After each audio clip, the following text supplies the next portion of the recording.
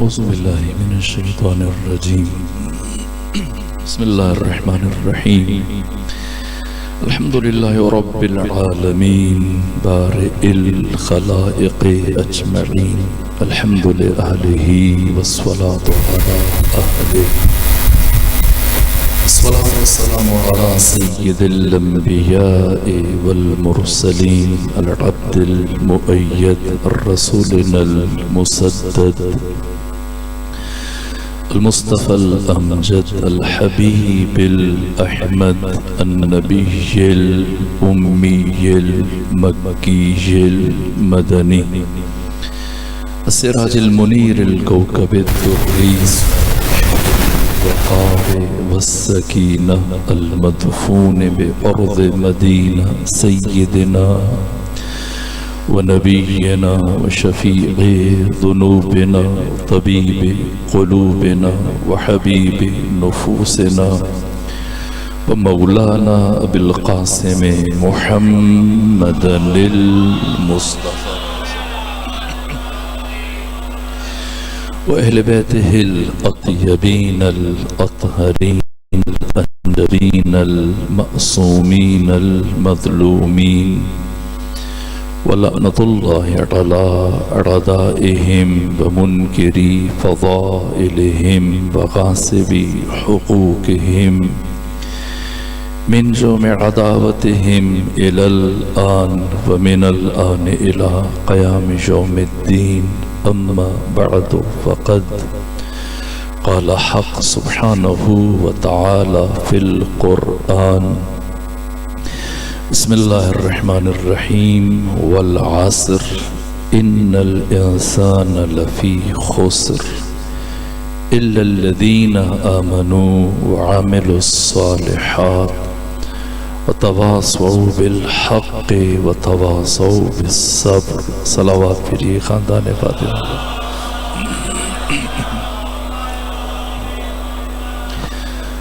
خدا سبحان کی بارگاہ میں ہزار شکر کے اس مقام پر آپ بامعرفت مومنین کے نورانی چہروں کی زیارت کا شرف حاصل ہوا. شب جمعہ ہے اور مجلس ایصال ثواب. شب جمعہ کو مرحوم مجلسی نے بہار کی تیسری جلد میں یہ روایت بیان کی امام ششم سے کہ آسمانوں سے پروردگار کے ملائکہ یہ ندا دیتے ہیں کہ ہے کوئی توبہ کرنے والا، ہے کوئی اپنے گناہوں پر پشیمان ہونے والا، ہے کوئی اللہ سے طلب بخشش اور طلب مغفرت کرنے والا. خود انسان کے لیے اور پھر انسان کے گزشتگان، اس کے لواحقین، اس کے مرحومین، ان کی ارواح شب جمعہ انسان کے گھر کے دروازے پر ایک سوالی کی حیثیت سے آتی ہیں کہ مجھے خیرات دے دو. ایک سورہ یاسین، ایک سورہ فاتحہ، ایک 2 رکعت نماز میری مغفرت کے لیے انفاق کر دو، صدقہ دے دو. یہاں تک کہ امام صادق کی حدیث کو ابو جعفر یعقوب کلینی نے بیان کیا کہ خود انسان کے والدین اس کے دروازے پر ایک سوالی اور مانگنے والے کی طرح ساری رات گڑ گڑاتے رہتے ہیں. اور بس اوقات بعض اولادیں وہ عیش پرستی میں اور اپنے آرام میں اور اپنی مصروفیات میں غرق، تو سحر میں جب وہ پلٹتے ہیں تو دکھی دل کے ساتھ کہ آج تو نے ہمیں محروم رکھا، خدا تجھے بھی محروم رکھے گا. خوش نصیب ہیں وہ اولادیں کہ جو اپنے گزشتگان اور اپنے بزرگان کو یاد رکھتے ہیں کہ خود ان کا عمل بھی حق تعالیٰ کی بارگاہ میں کئی گنا زیادہ اجر اور ثواب اور پاداش کا حامل بن جاتا ہے. آپ عمرہ کے لیے جائیں اور جا کے عمرہ کریں، ضروری نہیں قبول ہوگا، لیکن اگر کوئی عمرے کے لیے جائے اور پہلے اپنے والدین کی نیت سے عمرہ کرے تو معصوم فرماتے ہیں کہ 100% حق تعالی اس کی اس عبادت کو قبول کرے گا اور اس کا اجر اور ثواب اور صلہ 70 گنا اضافہ کر دے گا۔ برادر عزیز علی قاسم بھائی، ان کے مرحومین اور گزشتگان و بالخصوص ان کی سوجا کے ایصال ثواب کی یہ مجلس ہے، ایک اہم مرحلہ ہے۔ واقعاً وہ افراد معاشرے میں الگ حیثیت کے حامل ہیں کہ جو گزر جانے والوں کو یاد رکھتے ہیں، فراموش نہیں کرتے، کہ یہ یاد رکھنا ان کی بلند ظرفی کی بھی علامت ہے۔ خود کچھ رشتوں کو حق تعالیٰ کس درجہ مضبوط اور مستحکم دیکھنا چاہتا ہے۔ ہمارے یہاں پاک و ہند میں ہندوستان جو اجتماعی پہلے بنگلہ دیش اور پاکستان یہ سب اس کا حصہ رہے، لیکن اب جب کہ یہ 3 ملکوں میں بٹ گئے یا اس سے بھی زیادہ، لیکن اس کے باوجود کچھ قدریں اور کچھ تہذیبی پہلو ایسے ہیں کہ جو اب تک بدستور اسی طرح سے ہمارے معاشروں میں سرایت کیے ہوئے ہیں۔ ان میں سے ایک زوج اور زوجہ کا رشتہ ہے جسے ہماری سوسائٹی میں خاص نگاہ سے دیکھا جاتا ہے، اور اگر کوئی شخص اپنی زوجہ کا کچھ خیال رکھے اور اس کی خدمت کرے، اس کی بات کو اہمیت دے، تو اس کے لیے ہمارے معاشرے میں، ہماری سوسائٹی میں مخصوص الفاظ استعمال کیے جاتے ہیں، اسے عیب سمجھا جاتا ہے۔ در حالی کہ امام چہارم فرماتے ہیں کہ اگر میں بازار سے گزروں اور میری جیب میں کچھ رقم ہو، اس سے پہلے پیغمبر کی حدیث عرض کروں کہ آقا فرماتے ہیں کہ ایک غلام کو آزاد کروانا حق تعالیٰ کے نزدیک انتہائی اجر رکھتا ہے، کہ خود انسان کی جہنم سے آزادی کا سبب بنتا ہے اگر کسی غلام کو آزاد کروائے۔ بہت اجر، بہت ثواب جن اعمال کے لیے بیان ہوا، ان میں سے ایک عمل کسی غلام کو آزاد کروانا۔ اور امام چہارم فرماتے ہیں کہ اگر میری جیب میں کچھ رقم ہو اور میں اسے ایک غلام خرید کر اسے آزاد کر سکوں، تو میں اس سے کہیں زیادہ بہتر اس بات کو سمجھتا ہوں کہ اس رقم سے کچھ گوشت اور پھل خریدوں اور جا کر اپنے عیال کو، بچوں کو اور زوجہ کو کھلاؤں، کہ خدا کے نزدیک زیادہ پسندیدہ ہے، زیادہ مقبول جو انسان اپنے عیال کا خیال رکھتا ہے۔ اللہم صلی علی محمد و آل محمد۔ اس لیے پہلو عرض کر رہا ہوں آپ خدمت میں، خود یہ رشتہ کتنا گہرا ہے، اس بات کو میں نے چند مرتبہ بیان کیا، لیکن یہ خوبصورت بات، اتنا گہرا تعلق ہے قرآن کی نگاہ میں، اللہ کی نگاہ میں، زوج اور زوجہ کا، کہ جب نبی کے تعلق کی بات آئی انسانوں کے ساتھ تو خدا نے فرمایا وما، اب علماء تشریف فرمائے اور بزرگان تشریف فرمائے داہنے بائنے، وما جب بھی کلمہ نفی کے بعد حرف استثناء آ جائے کسی جملے میں تو یہ مفید حصر کا فائدہ دیتا، انحصار کا، جس کا مفہوم یہ ہے کہ صرف اور صرف، بس اور بس، فقط اور فقط۔ تو پیغمبر کا رشتہ اللہ نے ان لفظوں کے ساتھ بیان کیا، انسانوں کے ساتھ کیا تعلق ہے، فرمایا وما ارسلناک الا رحمت للعالمین، ہم نے آپ کو تمام جہانوں کے لیے صرف رحمت بنا کے بھیجا۔ اگر کوئی پوچھے کہ نبی کا انسانوں کے ساتھ اور تمام جہانوں کے ساتھ کیا رشتہ ہے، تو قرآن نے جواب دیا رحمت کا، رحمت کا۔ اور اب دوسرا سوال کہ انسانوں کا، نبی اور ان کے خاندان کے ساتھ کیا رشتہ ہے، اسے بھی قرآن مجید نے انہی لفظوں کے ساتھ بیان کیا، ما اور الا کہہ کے، قل لا اسألکم، کہیے میں تم سے کوئی سوال نہیں کرتا، قل لا اسألکم الیہ اجرن، کوئی اجر نہیں مانگتا، کوئی صلہ نہیں مانگتا اپنی 23 سالہ زحمتوں کا، الا المودۃ فی القربہ، صرف یہ کہ میری اہل بیت کے ساتھ مودت کرو، یہ چھوٹی بات نہیں۔ تو نبی کا انسانوں کے ساتھ اور تمام جہانوں کے ساتھ رشتہ رحمت کا، اور انسانوں کا نبی اور ان کے خاندان کے ساتھ تعلق اور رشتہ مودت کا۔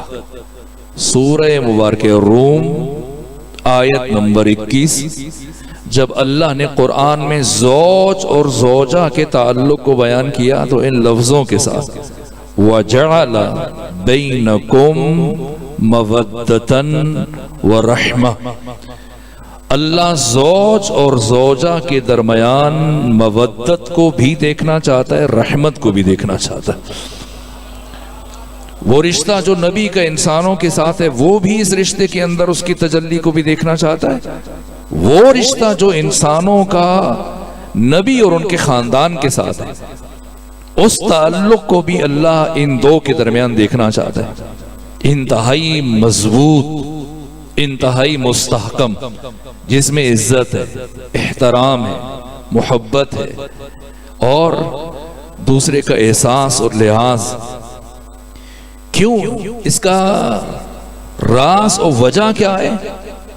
اس لیے کہ خاندان کے یہ دو رکن ہیں جن سے نسل انسانی آگے بڑھے گی، ان دو ارکان سے خاندان کی تشکیل ہو رہی ہے، ان سے ایک نیا خاندان مارا سے وجود میں آ رہا ہے، اور یہاں سے ایک نسل آگے بڑھے گی۔ اور اگر ان دو کے درمیان احترام میں کمی رہ گئی، اعتماد میں کمی رہ گئی، خلوص میں کمی رہ گئی، وفا میں کمی رہ گئی، محبت میں کمی رہ گئی، دونوں میں سے ایک نے دوسرے کو دھوکہ دیا، دونوں میں سے ایک نے دوسرے کو کے ساتھ جھوٹ بولا، ایک نے دوسرے کی بے احترامی کی، اس کا اثر ان دو کی ذات تک محدود نہیں رہے گا، ان کی نسلوں میں منتقل ہوگا۔ اگر کوئی اپنی نسلوں میں قدریں منتقل کرنا چاہتا ہے، انہیں باوقار بنانا چاہتا ہے، انہیں شخصیت بنانا چاہتا ہے، اس کے لیے قرآن مجید کئی اصول، دستور۔ اور دوسری جانب چونکہ انسان جب ظاہر ہے کہ موت کا ذکر ہے اور ایک مرحومہ کی سال ثواب کے لیے ایک برسی کا اہتمام کیا گیا، تو میں بھی اسی نسبت سے دیکھیں ابھی ہم زندہ ہیں، اور خدا آپ سب کو طول عمر صحت اور سلامتی کے ساتھ گزارنے کی توفیق عطا فرمائے، لیکن ہم میں سے جب کوئی مر جائے تو اب کتنا عرصہ قیامت سے پہلے اس نے گزارنا ہے؟ ممکن ہے 100 سال، ممکن ہے 1000 سال، ممکن ہے 1,00,000 سال، اور ممکن ہے کہ کروڑ سال گزار۔ یہ جو درمیان کا عرصہ ہے یہ بھی بہت اہم ہے۔ میں چاہتا ہوں کہ میں قیامت سے متعلق چند باتیں عرض کروں، لیکن اس سے پہلے رک کر 2-3 باتیں برزخ سے متعلق۔ یہ زندگی کا وہ حصہ ہے کہ جو قیامت اور اس دنیا کے درمیان کی زندگی، اور طویل زندگی، اور پیچیدہ اور مشکل ترین زندگی، برزخ میں جہاں پر بہت سارے اعمال ہیں کہ جو انسان کے لیے آسانی کا سبب بنتے ہیں، وہاں جن اعمال کی وجہ سے برزخ میں انسان مشکل میں گرفتار ہوگا، پریشان ہوگا، ان میں سے ایک اپنے خاندان کے ساتھ، اپنے عیال کے ساتھ، اپنے والدین اور بچوں کے ساتھ، اور اپنی زوجہ کے ساتھ اس کا تعلق کیا۔ چاہے صحابی ہو، معاذ بن جبل، سعد بن معاذ انصاری، جب سعد بن معاذ کی موت ہوئی تو بہت بڑی شخصیت کے مالک تھے، اور 70,000 ملائکہ نے ان کی نماز جنازہ میں شرکت کی۔ صحابی رسول ہے، اور پیغمبر کبھی ایک پایا اور جوتے نہیں پہنے پیغمبر، کبھی ایک پایا پکڑتے ہیں اور پھر دوسرا پایا پکڑتے ہیں، پھر تیسرا اور کبھی چوتھا پایا، اور خود فرماتے ہیں جب کسی نے پوچھا یہ بار بار آپ ہاتھ کیوں تبدیل کر رہے ہیں، تو پیغمبر نے فرمایا کہ جبرائیل آ کر میرا ہاتھ پکڑ کے پھر دوسری جگہ لے کے جاتے ہیں۔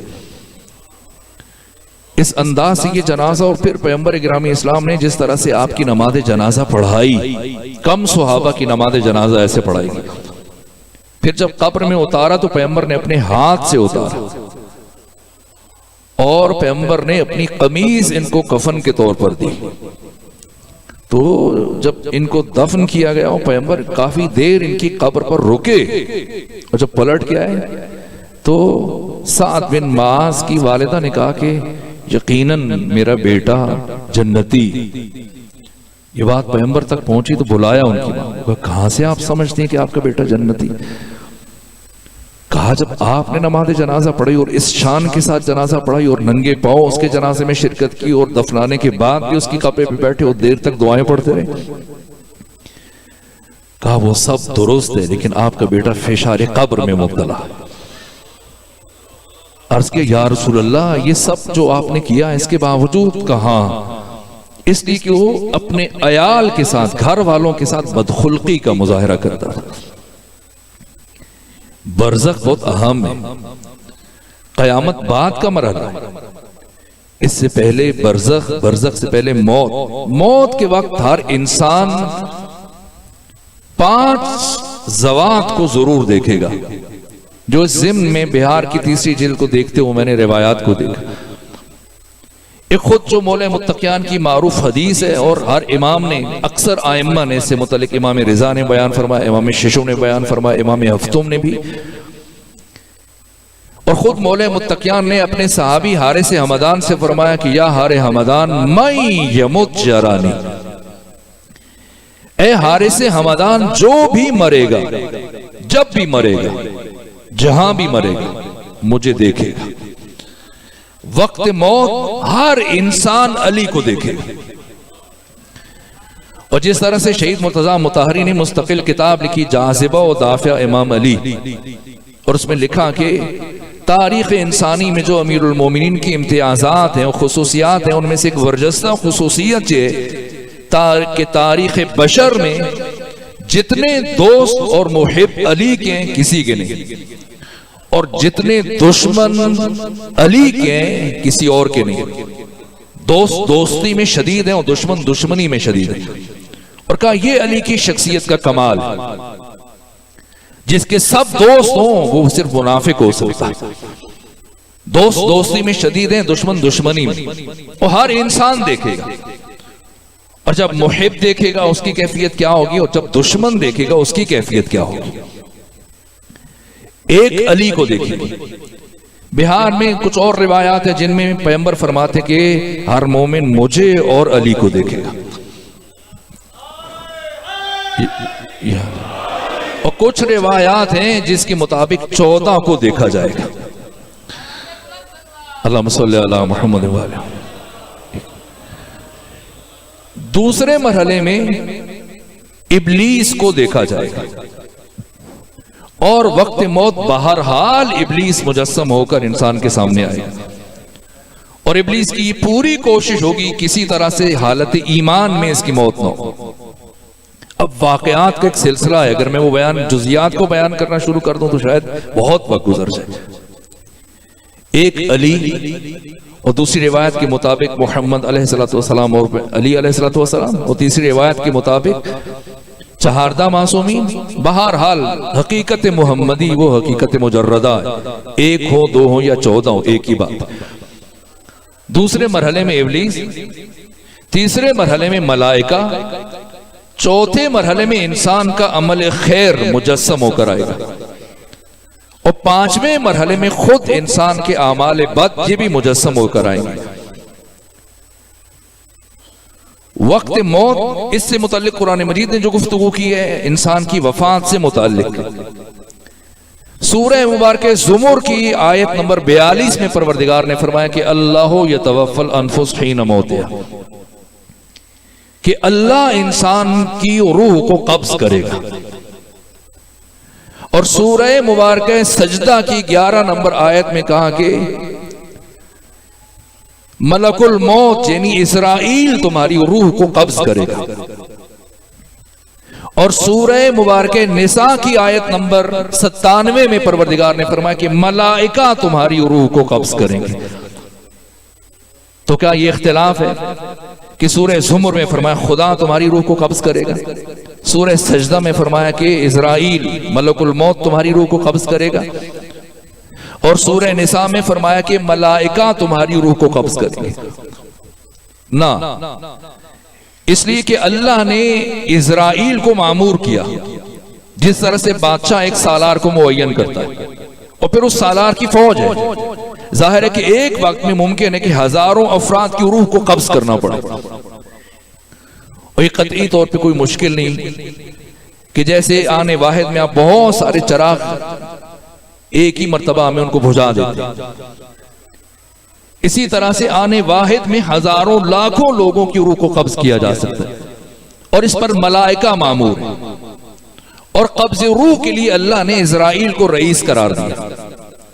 لیکن اللہ انسان کی روح کو قبض کرے، جیسا کہ ہماری روایات میں کہ خود پیغمبر گرامی اسلام کی قبض روح میں اسرائیل کی شمولیت نہیں ہے ہرگز، خدا براہ راست آقا ختمی مرتبت کی روح کو قبض کرے۔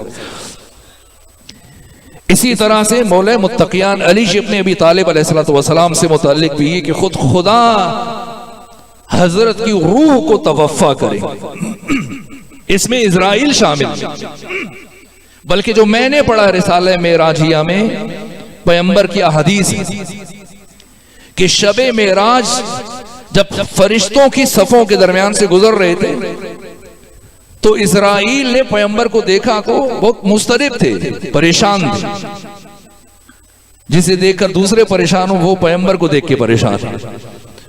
تو پیغمبر نے وجہ اضطراب دریافت کی، کہا کہ اسرائیل کیا بات ہے، کیوں پریشان ہے؟ کہا کہ اللہ نے تمام انسانوں کی قبض روح کو میرے سپرد کیا سوائے آپ اور آپ کے بھائی علی ابن ابی طالب کے۔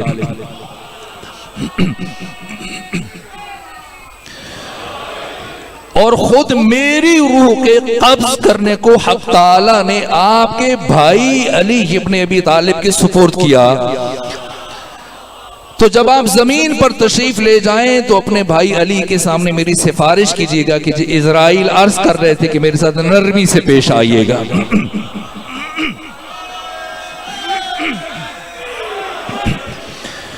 یہ امیر المومنین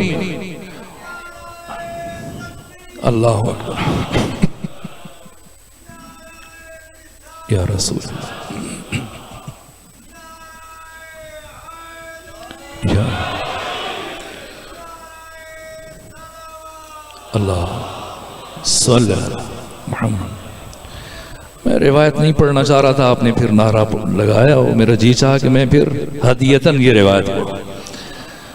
پیغمبر جب فرشتوں کی صفوں کے درمیان سے گزر رہے تھے شب معراج، بیت المعمور، آسمان چہارم، اور فرشتوں کی خواہش تھی کہ ہم آقا کا قریب سے زیارت کا شرف حاصل کرنا چاہتے ہیں، تو صفیں بنائیں، چوک در چوک ایسے کھڑے ہیں، فرط اور اشتیاق کی کیفیت، اور جہاں سے پیغمبر گزر رہے ہیں سر جھکائے سلام سلام سلام کی آوازیں بلند ہو رہی۔ اور یہ مولا متقیان کی حدیث ہے، آقا فرماتے ہیں، علی فرماتے ہیں کہ اگر تم نے یہ دیکھنا ہو کہ کوئی شخص، کوئی فرد شریف ہے یا کمینہ ہے تو اس کے سامنے اسم مصطفیٰ کو پکارو، اگر اس کا سر جھک جائے تو شریف ہے، سر نہ جھکے تو کمینہ ہے۔ یہ جو آپ کے خطبہ علماء اور ذاکرین اپنے خطاب سے پہلے جب خطبہ پڑھتے ہیں وہ کہتے ہیں ابی القاسم محمد اور سر جھکا دیتے ہیں، یہ اسی حدیث پر عمل کر رہے ہوتے ہیں۔ تو اسرائیل سے اور بھی گفتگو ہوئی۔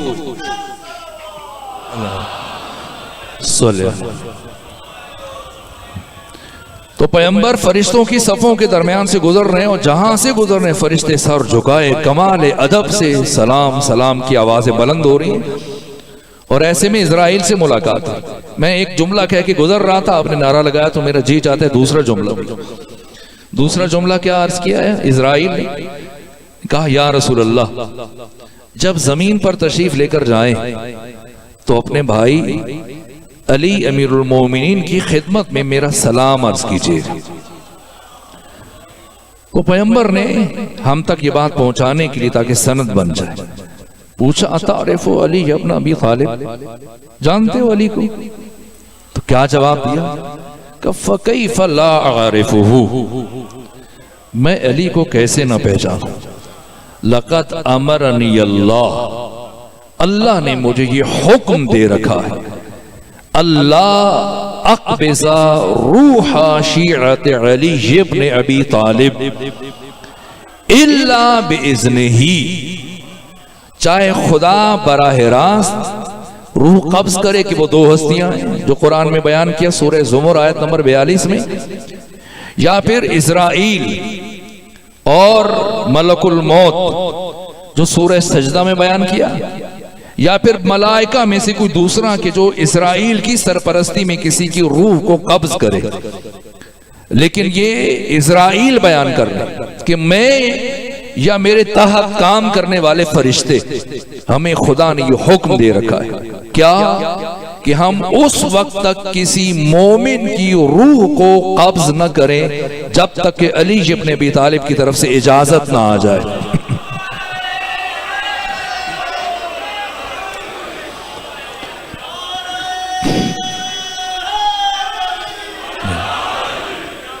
کس درجہ شفیق ہیں،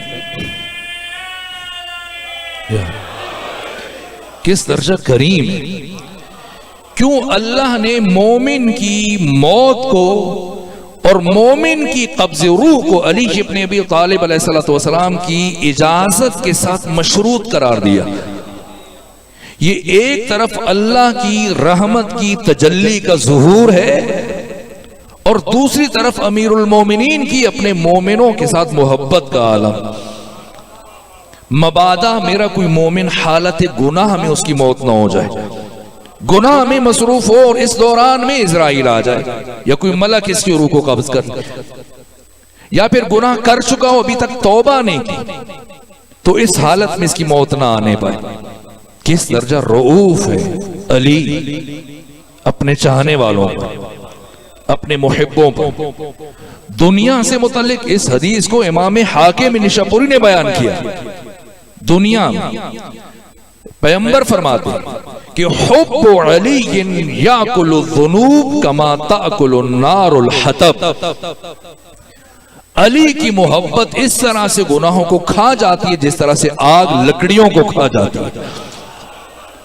یہ زندگی اور وقت موت اگر کوئی امید ہے تو اس امید کا نام علی ابن ابی طالب۔ یہاں تک کہ اللہم صلی علی محمد وآل محمد، مدینۃ المعاجز کی ایک روایت میری نظر سے گزری، یا علی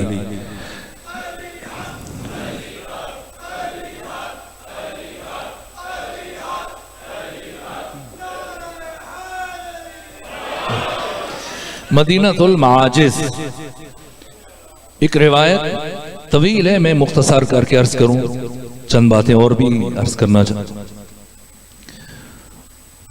تو مولا متقیان کچھ افراد کے ہمراہ شہر کوفہ کی دیوار کے پاس بیٹھے، تو ایسے میں جو قریب بیٹھی تو ان سے باتیں ہو رہی، تو ان سے اچانک سے حضرت نے پوچھا کہ کیا تمہیں ایک سوار نظر آ رہا ہے؟ کہا نہیں، ہمیں تو کوئی سوار نظر نہیں آ رہا۔ فرمایا مجھے نظر آ رہا ہے، مجھے نظر آ رہا ہے۔ ایک فرد ہے جو اونٹ کو آگے چل رہا ہے، ناقہ کا مہار اس کے ہاتھ میں، اور ایک اس اونٹ کو پیچھے سے ہانک رہا ہے، اور ایک میت ہے کہ جسے اس اونٹ کے اوپر لاد کے لایا جا رہا ہے کوفہ کی جانب، نجف کی جانب۔ کہا ہمیں نظر نہیں آ رہا۔ حضرت نے فرمایا دور ہے، ابھی یمن سے چلا ہے اور 3 دن بعد کوفہ میں پہنچے گا۔ اور وہ افراد متجسس تھے کہ حضرت نے فرمایا پتہ نہیں کوئی 3 دن بعد آئے گا یا نہیں ہے، اور ایسے ہوا۔ 3 دن مکمل ہونے کے بعد دیکھا اسی طرح سے ایک ناقہ کو ہانک رہا ہے، ایک کے ہاتھ میں مہار ہے، اور ایک میت اس کے اوپر رکھے ہوئے، اور حضرت بھی تشریف فرما ہوئے، اور ان دو افراد سے پوچھا کہ یہ کون ہے، وہ کہاں سے آئے؟ کہ ہم یمن سے آئے اور یہ ہمارا باپ ہے۔ تو کہا کہ یمن میں کیوں نہیں دفنایا؟ پوچھا کہاں موت ہوئی؟ کہا یمن میں۔ کہا وہاں کیوں نہیں دفنایا؟ یہاں کیوں لے کے آیا نجف کوفہ میں؟ کہا اس لیے کہ ہمارے باپ کی یہ وصیت تھی کہ مجھے نجف کوفہ میں وادی السلام میں دفن کیا جائے۔ کہا تمہارے باپ نے یہ وصیت کیوں کی تھی؟ تو کہا ہمارے باپ نے، کیا تم نے پوچھا اپنے باپ سے کہ اس نے وصیت کیوں کی؟ کہاں؟ اس نے ہمیں بتایا، کہا کہ اس قبرستان میں کچھ عرصے بعد ایک ایسا انسان دفن ہوگا کہ اگر وہ چاہے تو قیامت کے دن تمام اہل محشر کی شفاعت کر دے، وہ سب کو جنت میں لے جائے۔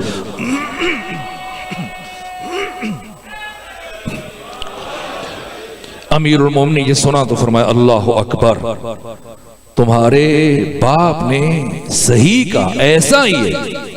اللہ نے اس شخص کو یہ اختیار دیا کہ اگر چاہے تو تمام اہل معاشر کو قیامت کے دن ان کی شفاعت کر دے۔ اور پھر 2 مرتبہ ایک جملہ تکرار کیا، فرمایا اللہ کی قسم وہ میں علی ہوں۔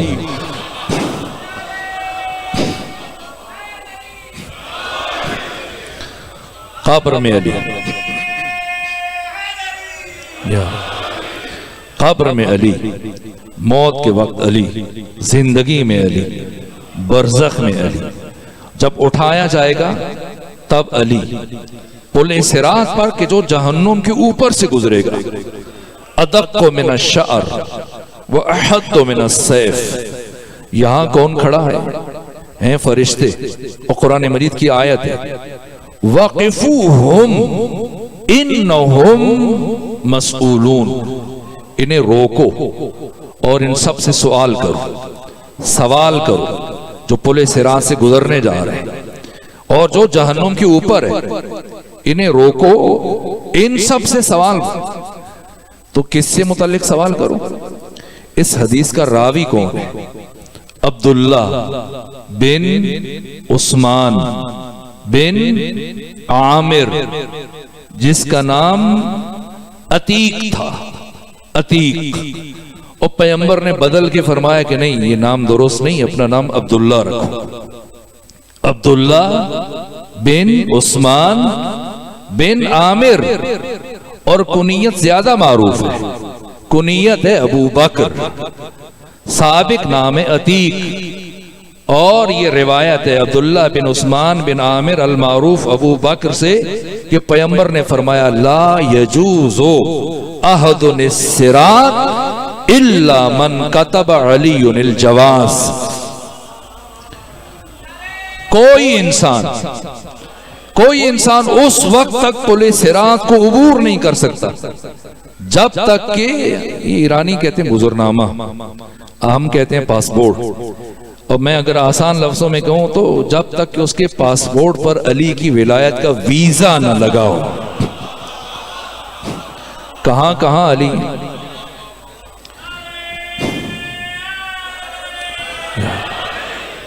خوشاں بحال کہ جو اپنے دل میں امیر المومنین کی ولایت رکھتا ہے، جو امیر المومنین کی محبت رکھتا ہے، یہ زندگی یہ بہت محدود ہے، عالم آخرت یہ بھی بہت بعد میں ہے۔ یہ جو ابھی مہینے بعد، سال بعد، 3 سال بعد، 7 سال، 10 سال کے بعد موت ہو، یہ جو ہزاروں لاکھوں سال ہم نے برزخ میں گزارے۔ میں عرض کروں، اردو زبان میں ایک کتاب کا ترجمہ ہوا لافانی اجسام، ایسے اجسام کے جو ہزاروں سالوں سے مدفون ہے قبروں میں، اور جب بھی ان کی، البتہ قبر یہ میری تعبیر کی کوتاہی ہے جو کہ ہماری اردو میں یہ استعمال ہوتا ہے، جس میں ہمارے جسم کو دفن کیا جاتا ہے، یہ لحد ہے، اور جہاں ہماری جسم لحد میں جاتا ہے، روح قبر میں جاتا ہے، اور عذاب و عقاب کا تعلق روح سے۔ البتہ ملا باقر مجلسی نے کچھ روایات جو بیان کی کہ خود جسم بھی اس سے متاثر ہوتا ہے، لیکن اصل روح، اور اس روح کو پھر بدن مثالی دے دیا جاتا ہے عالم برزخ میں، اور یہ بدن مثالی پھر منتقل ہو جاتا ہے وادی السلام میں. اور اگر کافر یا مشرک یا منافق کی روح ہو تو اس کا بدن مثالی منتقل کیا جاتا ہے وادی برہوت میں.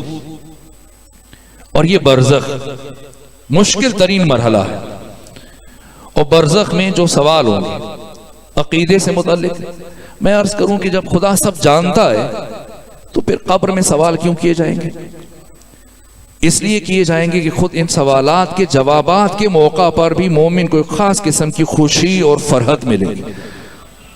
کہ دو طرح کے انسان ہوتے ہیں کلاس میں، دیکھیے طالب علم میں، ایک نے تیاری کی ہے، ایک میری طرح نالائق ہے بغیر تیاری کے چلا گیا، جیسے ہم بغیر تیاری کی مجلس کی آ جاتے ہیں.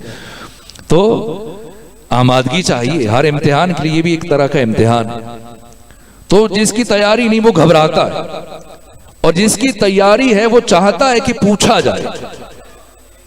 تو جو مومن دنیا سے تیار ہو کے جاتا ہے خود اس کی خوشی اس میں ہے کہ پوچھا جائے، تاکہ وہ بتائے میرا رب کون ہے، تاکہ وہ بتائے میرا رسول کون ہے، تاکہ وہ بتائے کہ میرا امام کون ہے.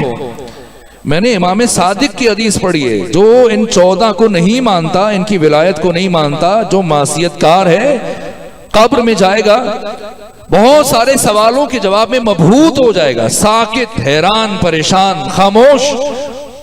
اور اگر بولے گا تو غلط بولے گا. جب منکر و نکیر ہمارے لیے مبشر و بشیر ہے اور دشمن کے لیے منکر و نکیر، تو جب وہ سوال کریں گے من ربوں کا، تو وہ گھبرا کے کہتے ہیں کہ تم میرے رب. منکر و نکیر سے کہتے ہیں. اور یہ مشکل مرحلہ ہے. ایک طرف امیر المومنین کی محبت، اہل بیت کی محبت، بین ہما خود احتضار کی کیفیت مشکل ترین کیفیت، اس لیے کہ این ممکن ہے کہ ایک مومن کو بھی حالت احتضار میں سختیوں سے گزرنا پڑے. ایک وسیع موضوع ہے، اسے پھر کبھی عرض کروں گا کہ وقت موت ممکن ہے کہ ایک کافر اس کی روح آسانی سے رخصت ہو جائے. یہ تصور کہ جو روح خارج ہوتی ہے داخل ہوتی ہے، یہ معصومین کے ہاں یہ تصور بیان نہیں ہونا، قرآن نے اس تصور کو بیان کیا.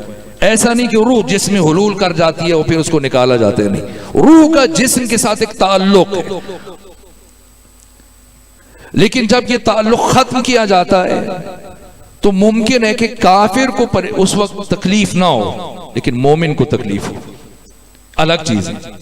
بالعموم جو مومن سے متعلقہ حدیث ہیں وہ ایسے ہیں کہ جیسے پھول سے خوشبو کو نکال لیا جاتا ہے. نہ پھول کی کوئی پتی ٹوٹتی ہے، نہ پھول متاثر ہوتا ہے، نہ اس کی شکل میں حیات میں کوئی تبدیلی آتی ہے.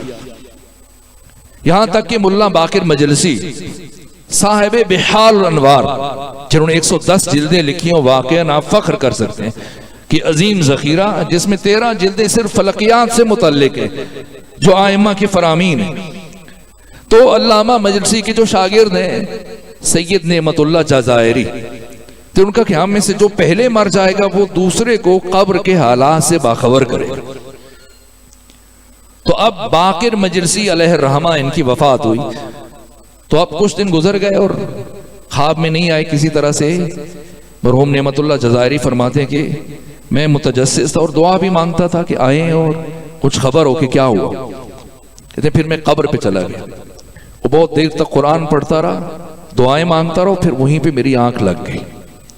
کہا تو میں نے دیکھا ان کو ایک ایسی کیفیت کہ نعمتوں سے اور رزق الہی کی اس طرح سے درمیان میں آسودگی میں، آسانی میں، راحت میں، عالم برزخ کی بات کر.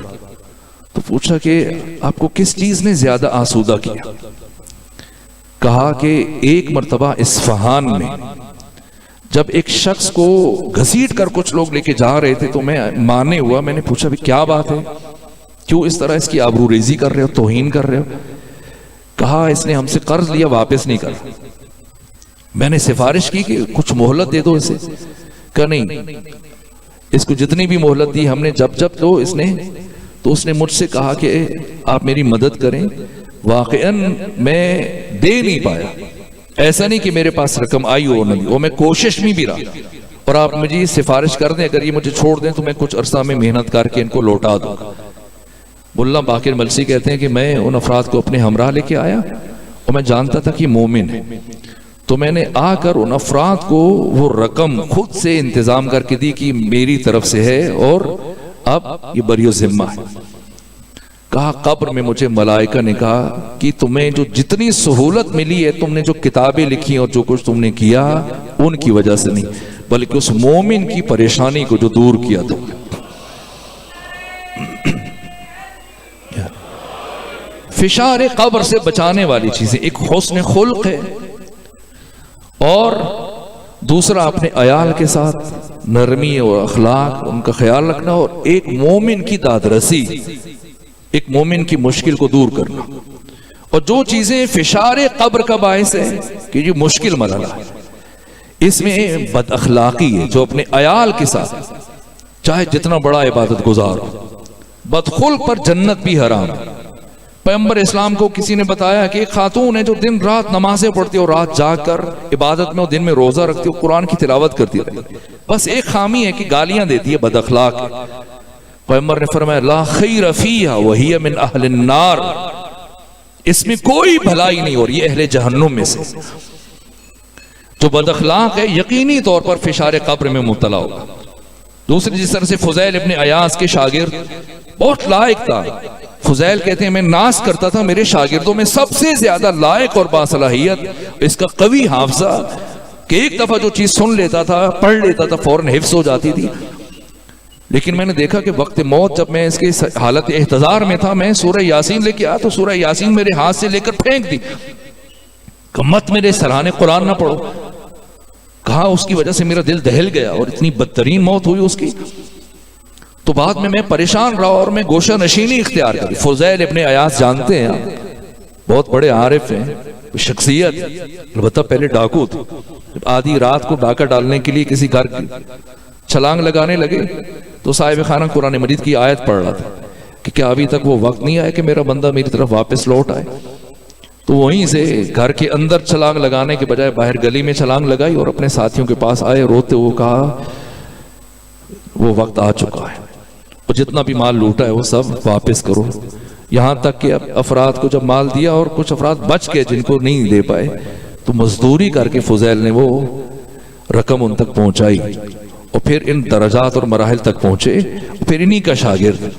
اور اس حالت میں جب مرا تو وہ کہتے ہیں کہ میں نے بہت عرصہ تک میں لوگوں کے پاس نہیں گیا، گوشہ نشینے میں، یہاں تک کہ میں چاہتا تھا کہ اس وجہ کو دریافت کروں کہ کیوں ایسے ہوا، اور میں برابر عمل کرتا تھا۔ پھر میں بعد میں ایک دن میں مناجات کرتا رہا، رات گئے تک روتا رہا کہ پروردگار مجھے اس کے انجام سے باخبر فرما، اس کی وجہ میرے لیے آشکار فرما۔ تو میں نے اس کو خواب میں دیکھا اور میں نے پوچھا کہ کیوں تمہارا یہ حال ہوا کہ تو مرتے وقت کلمے سے بھی محروم رہ گیا اور تو نے قرآن کی بھی توہین کی اور یہ بدترین موت پائی؟ تو کہا 3 وجوہات۔ ایک، میں حسد کرتا تھا، دوسرے میں چغلخوری کرتا تھا، ویل لکل ہمزۃ لمزہ، چغلخور۔ پہلی بات، غیبت کرنا بھی حرام ہے اور غیبت سننا بھی حرام، اور اگر انسان کسی موقع پر کسی کو غیبت کرنے سے روک نہ سکے، سنے لیکن سن کر وہی بھول جائے، چھوڑ دے۔ اگر سن کر اس فرد کو جا کے بتائے گا کہ فلاں تمہارے بارے میں یہ کہہ رہا تھا، تو یہ کبھی فشار قبر سے نہیں بچ پائے گا، چونکہ یہ رشتوں کے درمیان جدائی کا سبب بنا ہے۔ اور تیسری چیز شراب خوری کا۔ یہ 3 چیزیں فضیل ابن عیاض کا شاگرد۔ بس میرے عزیزو ختم کرو، گفتگو کو سمیٹو۔ یہ ایسا موضوع ہے کہ جسے جتنا بھی بیان کیا جائے کم۔ کچھ اور ارادہ تھا لیکن میرے دل میں آیا کہ آج شب جمعہ ہے اور ہم سب اپنے مرحومین کے سمت متوجہ ہوں کہ جنہیں ضرورت ہے۔ قیامت کے بعد تو پھر کوئی کسی کے لیے کچھ نہیں کر پائے گا۔ روز قیامت بھی یوم یفر المرء من ابی و امہ و اخی و صاحبتہ و بنی، انسان اپنے باپ سے بھاگے گا، ماں سے، بہن بھائیوں سے، اپنی اولاد سے، اپنی بیوی سے۔ اس دن کوئی کسی کی مدد نہیں کر پائے گا، لیکن قیامت سے پہلے پہلے عالم برزخ میں جو ہمارے گزشتگان ہیں ہم ان کی مدد کر سکتے ہیں، ان کے مافات کا جبران کر کے۔ اپنے متعلقین، اگر ہمارے بھائی، ہمارے ماں باپ، ہماری زوجہ، ہماری اولاد میں سے کوئی ہے، ان کی مدد کر سکتے ہیں۔ خود ہمارا یہ عمل ان کی مدد ہے۔ ذکر حسین ان کی مدد ہے۔ ایک میں نے مولا متقیان کی بات کی، بس اب بات ختم کر دوں۔ اب میں دوسری شخصیت کی بات کروں، وہ شخصیت کے جو قدم قدم پر ہماری مدد فرمائیں گے۔ کون؟ آقا حسین ابن علی علیہ السلام۔ اتنی روایات ہیں، میں اس موضوع کو جب دیکھ رہا تھا تو صرف یہ خود ایک مستقل موضوع ہے کہ آقا حسین کہاں کہاں ہماری مدد فرمائیں۔ کچھ افراد آئے امام حسین علیہ السلام کی بارگاہ میں، کچھ جوان آئے، عرض کیا آقا ہمارے بہت سارے عزیز رشتہ دار اور ہمسائے وہ جا کر شام میں امیر شام سے ملحق ہو گئے، اس لیے کہ اس نے وظیفہ معین کر رکھے کہ جو بھی اس کی طرف جائے گا وہ بھاری رقم ماہانہ وظیفہ دے گا۔ لیکن آقا حسین ہم اس کی طرف نہیں گئے، ہم آپ کے پاس آئے، ہمیں بھی آپ سے کچھ چاہیے۔ امام نے فرمایا میں تمہیں امیر شام سے زیادہ عطا کروں گا۔ کہا نہیں، ہمیں ہمارے دنیا میں سے کچھ نہیں چاہیے، ہم آپ کے ساتھ آخرت کا معاملہ کرنے کے لیے آئے ہیں۔ امام نے فرمایا کہ کیا تم اللہ اور اس کے رسول کی خاطر مجھ سے ملحق ہونا چاہتے ہو؟ انہوں نے عرض کیا ایسا ہی ہے فرزند رسول، صرف خدا اور اس کے رسول کی وجہ سے آپ سے قریب ہو رہے، ملحق ہونا چاہتے ہیں۔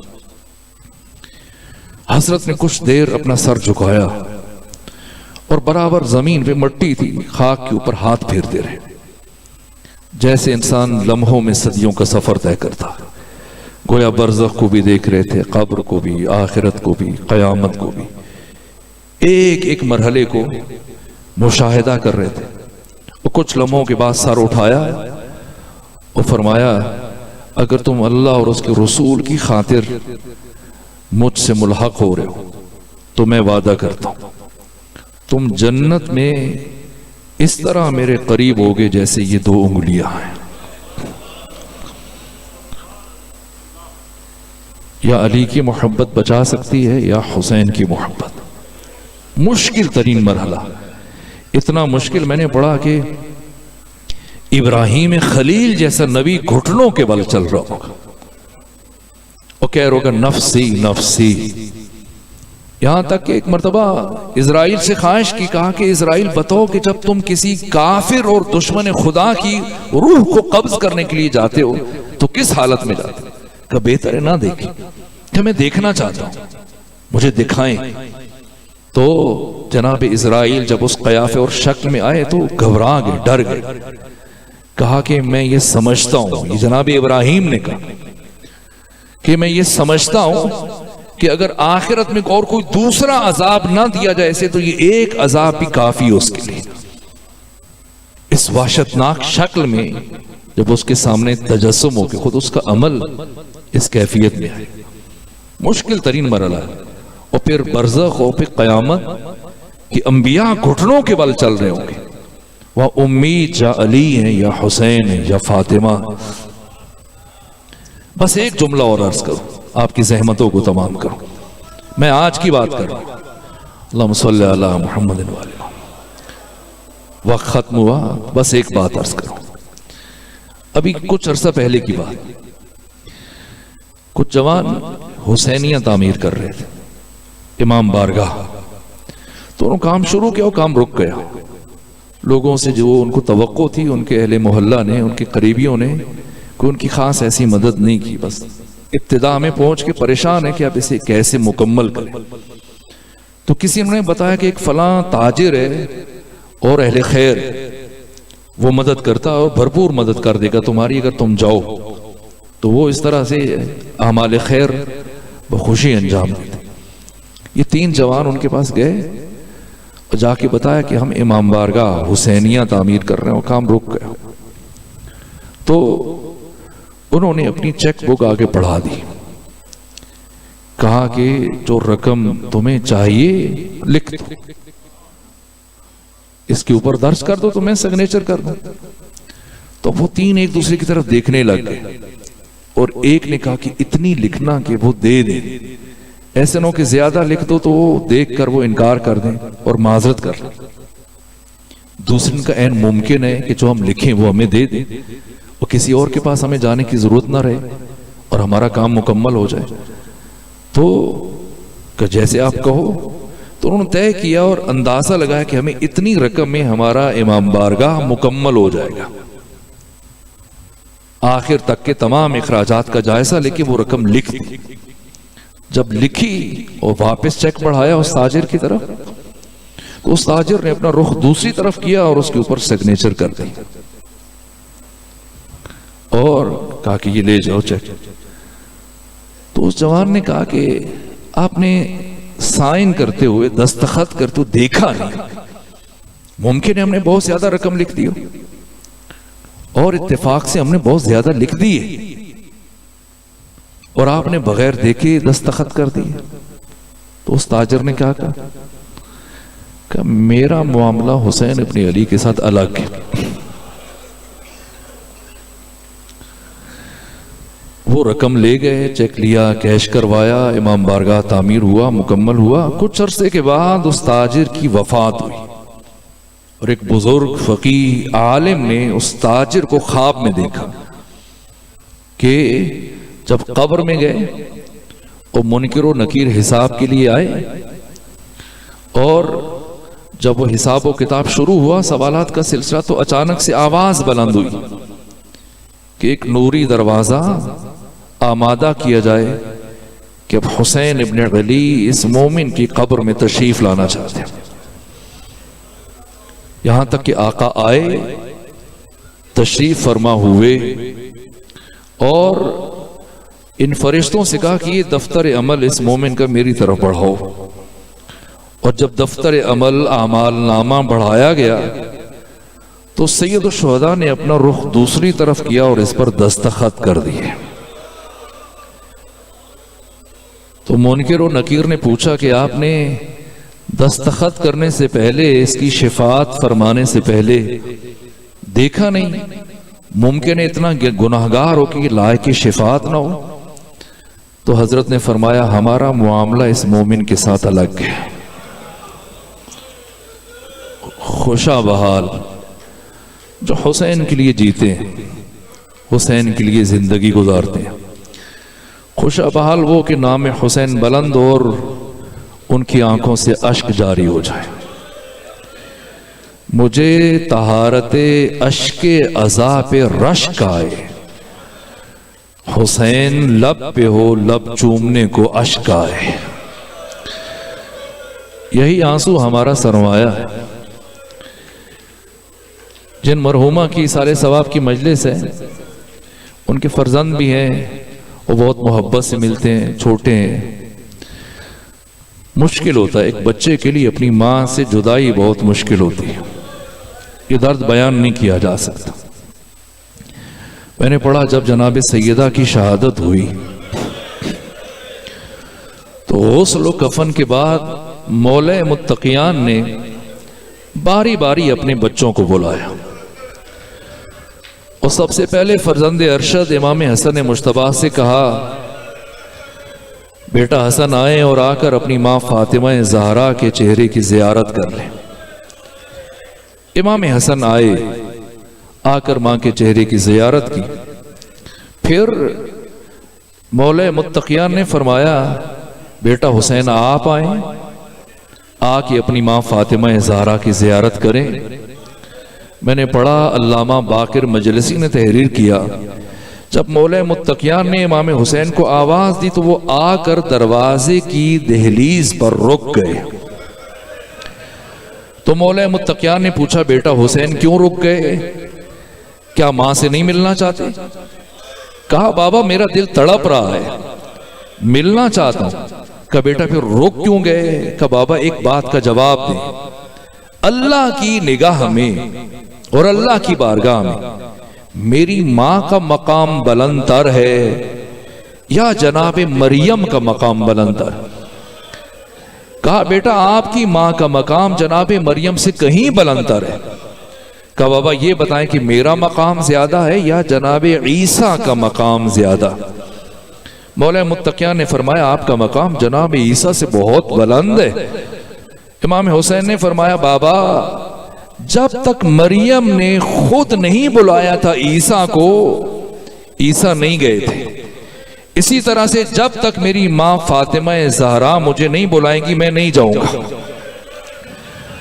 آپ جانتے ہیں جب جناب سیدہ زہرا کے دروازہ گرایا گیا تو اس کے بعد 75 یا 95 دن زندہ رہیں، اور جتنا عرصہ زندہ رہیں کبھی بی بی اپنے دائیں ہاتھ سے تسبیح نہیں پڑھ سکی۔ لیکن جب حسین ابن علی نے کہا جب تک ماں نہیں بلائے گی میں نہیں جاؤں گا، ایک مرتبہ بند کفن ٹوٹے، دونوں ہاتھ کفن سے باہر آئے، کہا آؤ حسین آؤ، یہ کربلا نہیں یہ مدینہ ہے۔ ایک مرتبہ حسین جلدی سے آگے بڑھے، ماں کے سینے سے لپٹ گئے، یہاں تک کہ آسمان پر گریے کی آواز بلند ہوئی، اور خدا نے فرمایا علی حسین کو اپنی ماں فاطمہ سے الگ کر لیں ورنہ قیامت برپا کر دوں گا۔ بس چند لمحوں کے بعد مولا متقیان آگے بڑھے، امام حسین کو اپنی ماں فاطمہ زہرا سے الگ کیا۔ میں دست ادب جوڑ کے یہی عرض کروں گا، اے امام حسین آج آپ کے بابا علی موجود ہیں، آپ کے بھائی حسن موجود ہیں، آپ کی بہن زینب موجود ہیں، آپ کے بابا نے آپ کو بہت محبت سے آپ کی ماں سے الگ کیا، لیکن اے حسین کل آپ کی لاش پر سکینہ آئے گی۔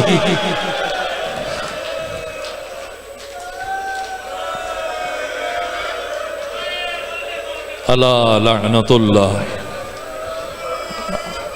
علی القوم الظالمین وسیعلم الذین ظلموا ای منقلب ینقلبون۔ پروردگار بحق سیدہ زہرا سلام اللہ علیہ ہمارے ذکر کو اور اس عبادت کو اپنی بارگاہ میں قبول فرما۔ پروردگار ہمارے اس ذکر کے لیے اپنی بارگاہ سے اجر عظیم قرار دے۔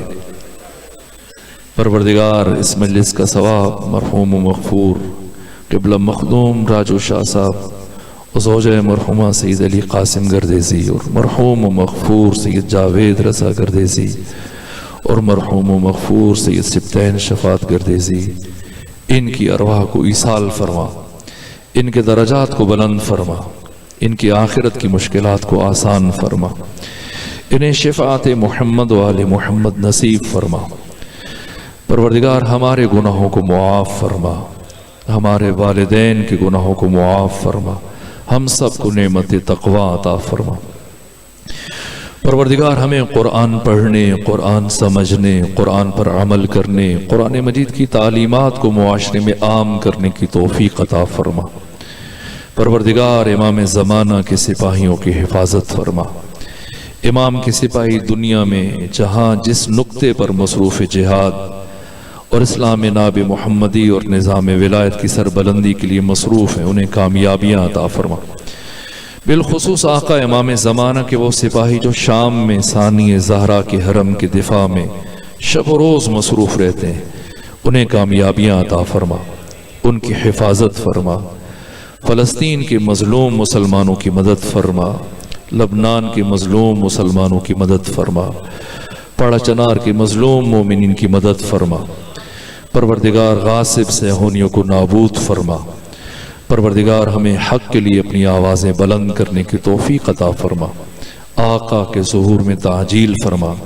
جملہ مومنین، مومنات، شہداء اسلام، ایسے مومنین کے جن کے لیے کوئی فاتحہ پڑھنے والا نہیں، بالخصوص جن مرحومین کے ایصال ثواب کے لیے مجلس کا انعقاد کیا گیا، ان کے درجات کی بلندی کے لیے سورہ فاتحہ اور سورہ اخلاص کی تلاوت کر لیجیے۔